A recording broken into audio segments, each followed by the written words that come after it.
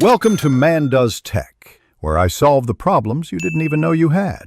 In this video, I will explain how to make homemade coffee creamer. To begin, gather your ingredients. You will need 1 cup of milk, 1 cup of sugar, and your chosen flavorings. Whole milk or half and half works best for a rich texture. Granulated sugar is a good base, but you can adjust sweetness to your liking. Have your extracts ready for a delicious custom blend. Now, let's mix our creamer. Pour 1 cup of milk and 1 cup of granulated sugar into a saucepan.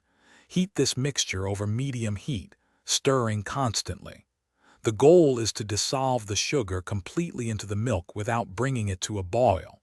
This gentle warming ensures a smooth, well-blended base for your creamer. Once the sugar is dissolved and the mixture is off the heat, it's time for flavor. Add about 1 teaspoon of your favorite extract, like vanilla, almond, or hazelnut.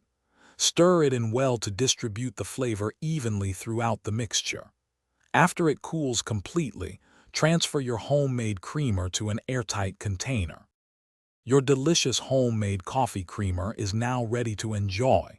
Keep it refrigerated, and it should stay fresh for approximately 7 to 10 days. When serving, add 1 to 2 tablespoons to your coffee, adjusting to your personal preference. Feel free to experiment with various extracts and spices to create your perfect morning cup. Thanks for watching. If you found this helpful, don't forget to like and subscribe.